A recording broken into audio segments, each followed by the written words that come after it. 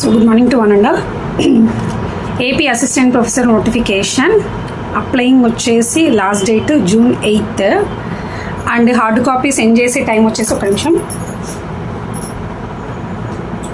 June 15th 5 PM లోపల వాళ్ళకి చేరాలి. అండ్ అప్లికేషన్ డెడ్ లైన్ వచ్చేసి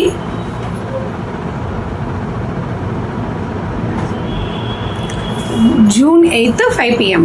సో June 8th 5 PM లోపల అప్లికేషన్ ఫిల్ చేయాలి ఆన్లైన్లో. June 15th 5 PM లోపల హార్డ్ కాపీస్ కూడా సెండ్ చేయాలన్నమాట. సో ఇప్పుడు నేనేం చెప్పబోతున్నాను అంటే లాస్ట్ ఇయర్ అప్లై చేసిన వాళ్ళకి ఈ ఇయర్ అయితే ఫీ కట్టాల్సిన పని లేదు. అంటే 2023లో ఎవరైతే అప్లై చేశారో వాళ్ళకి ఆటోమేటిక్గా మళ్ళీ ఫీ రిసిప్ట్ అనేది జనరేట్ చేస్తుంది. అది ఎలా జనరేట్ చేస్తుంది అనేది మనకు తెలియట్లేదు. మేబీ త్రూ ఆధార్ అయ్యిండొచ్చు. ఇప్పుడు కూడా మనం ఆధార్ కొట్టంగానే డైరెక్ట్గా మన నేమ్ వచ్చేస్తుంది. మనమైతే నేమ్ టైప్ చేయాల్సిన అవసరం లేదు ఇక్కడ. అండ్ ఇంకొకటి వచ్చేసి 2023లో పే చేసినాం కాబట్టి ఇప్పుడు పే చేయాల్సిన అవసరం లేదు. అండ్ వన్ మోర్ థింగ్, ఒక్కొక్క యూనివర్సిటీకి సపరేట్గా ఫీ పే చేయాలా అని ఉంది అని అనుకుంటుంటారేమో, కానీ కాదు. సో మనము ఒక్కసారి లాస్ట్ ఇయర్ పే చేసిన వాళ్ళైతే లాస్ట్ ఇయర్ 2500 సరిపోతుంది. ఇప్పుడైతే ఒకసారి 2500 పే చేస్తే సరిపోతుంది. అసోసియేట్ ప్రొఫెసర్స్కి అయితే మళ్ళీ సపరేట్గా పే చేయాల్సి ఉంటుంది. అసిస్టెంట్ ప్రొఫెసర్ క్యాడర్లో అయితే ఒక్క 2500తో అన్ని యూనివర్సిటీస్కి ఎలిజిబుల్ అనమాట.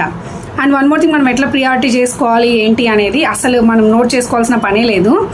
మనము క్యాస్ట్ సర్టిఫికేట్ అప్లోడ్ చేయగానే నువ్వు ఏ క్యాస్ట్ రిలేటెడ్, అంటే నువ్వు దేనికి ఎలిజిబుల్, అంటే సపోజ్ ఫర్ ఎగ్జాంపుల్ నేను ఎస్సీ అనుకోండి. సో ఎస్సీ వాళ్ళు బీసీ కేటగిరీ పోస్ట్కి ఓసీ కేటగిరీ పోస్టులకు కూడా ఎలిజిబుల్ అనమాట. సో ఎస్సీ అనుకోండి, ఎస్సీలో నేను ఏ కేటగిరీ ఏ బి అలా ఉంటాయి కదా. సో నేను బి కేటగిరీ అనుకోండి, ఎస్సీ బి ఓసీ, అంటే నేను దేనికి ఎలిజిబులో అవన్నీ వచ్చేస్తాయి. నేను ఎస్సీ బి ఉన్నా కూడా నాకు తెలిసి బీసీ కేటగిరీకి ఎలిజిబుల్ అవుతాను, ఓసీ కేటగిరీకి ఎలిజిబుల్ అవుతాను కదా. అవన్నీ వచ్చేస్తాయి ఆటోమేటిక్గా యూనివర్సిటీ వైజ్గా. మనం యూనివర్సిటీలో క్లిక్ చేయగానే అవన్నీ ఆటోమేటిక్గా వచ్చేస్తాయి అన్నమాట. కాబట్టి అక్కడ బ్రాంచ్ వైజ్గా ఆ బ్రాంచ్లో మన కేటగిరీలో ఎన్ని ఉన్నాయి అనేది నీట్గా కనిపిస్తుంది అక్కడ మనం అప్లై చేసేటప్పుడు. అప్లై నవ్ అని ప్రతి యూనివర్సిటీ దగ్గర క్లిక్ చేస్తే అంత అప్లికేషన్ ప్రాసెస్ అంతా అయిపోతే, అప్లికేషన్ ప్రాసెస్ అయితే ఒక 10 to 15 years ఎక్స్పీరియన్స్ ఉండేవాళ్ళు దాదాపుగా 5 to 6 hours కూర్చోవాలి. చూడండి సిస్టమ్ ముందర 5 to 6 hours కూర్చుంటేనే అప్లికేషన్ ఫిల్ చేయగలం. ప్రతిదీ డౌన్లోడ్ చేసుకోవాలి, అప్లోడ్ చేయాలి. తర్వాత కొన్ని అయితే <2 MB అడుగుతుంది, కొన్ని అయితే <1 MB అడుగుతుంది. సో అవి <1 MB ఉంటే మళ్ళీ వాటిని కంప్రెస్ చేసుకొని అప్లోడ్ చేయాలి. సో ఇదంతా చాలా తతంగా ఉంది కాబట్టి ఇంకా పబ్లికేషన్స్, బుక్ చాప్టర్స్, కాన్ఫరెన్సెస్, ఇంకేమైనా PhD రిలేటెడ్ వర్క్స్ ఇవన్నీ ఉంటే కనుక అవన్నీ చేయాలి కాబట్టి సో మినిమం 4 to 5 hours అయితే స్పెండ్ చేయాల్సిందే. సో 4 to 5 hours స్పెండ్ చేసుకొని అప్లై చేసుకోండి. సో ఇది నేను బేసిక్గా 10 to 15 years ఎక్స్పీరియన్స్ ఉండే వాళ్ళకి చెప్తున్నా. ఇంకా అసిస్టెంట్ ప్రొఫెసర్ క్యాడర్ వాళ్ళకి ఎస్పెషల్లీ. అసోసియేట్ ప్రొఫెసర్ అయితే నాకు తెలిసి ఇంకా చాలా ఉంటుంది ప్రొసీజర్ వాళ్ళకి. నేను అనుకోవడం వాళ్ళకి ఇంకా ఎక్కువ టైం కూడా పట్టొచ్చేమో.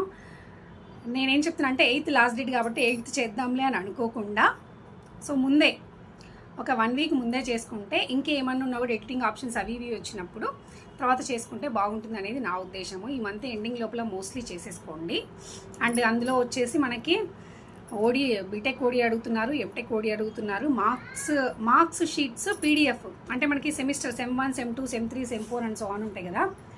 సో అవన్నీ మార్క్ లిస్టులు అన్నీ కలిపి ఒక PDFగా చేసేసి పెట్టండి అంటున్నారు. నేనైతే బీటెక్ అయితే CMM ఉంటుంది, కన్సాలిడేటెడ్ మార్క్స్ మేము, కాబట్టి అది PDF పెట్టేశాను.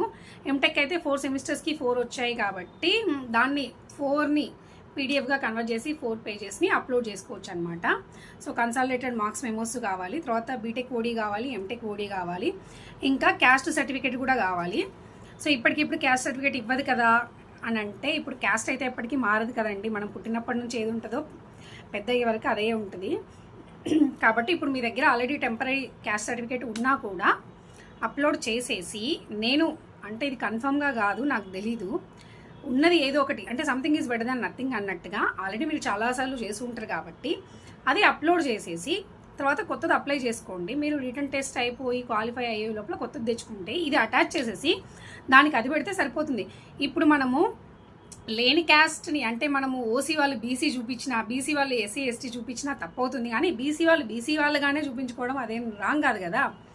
సో కాబట్టి మీ క్యాస్ట్ అలాగే ఉంటుంది కాబట్టి దాంట్లో ప్రాబ్లం ఏమి ఉండదు. కాబట్టి నేను ఇలా చెప్తున్నాను, కంగారు పడకుండా ఉన్నది అప్లై చేసుకోండి. ఎందుకంటే క్యాస్ట్ సర్టిఫికేట్ చాలా టైం పడుతుంది రావడానికి.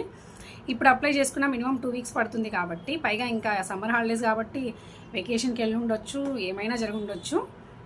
సో ఇది నా ఒపీనియన్.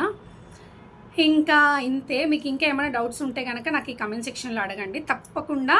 ఎందుకంటే ఉండేది 10 డేసే కాబట్టి తప్పకుండా మీకు రిప్లై ఇస్తాను. ఎవ్రీడే నేను ఖచ్చితంగా రిప్లై ఇస్తాను. ఈ 10 డేస్ అయితే కనుక దీనికే డెడికేటెడ్గా ఉంటాను. Thank you so much for watching. ఇంకా ఇలాంటివి ఏమైనా అప్డేట్స్ కావాలి అన్నా కూడా, వేరే వాళ్ళు కమెంట్ పెట్టినవి మీరు చూడాలనుకుంటే కూడా ఛానల్కి సబ్స్క్రైబ్ చేసుకోండి. ఇలాంటి వీడియోస్ ఈ 10 డేస్ ఆ 2 వీక్స్ పోస్ట్ చేస్తూనే ఉంటాను. Thank you.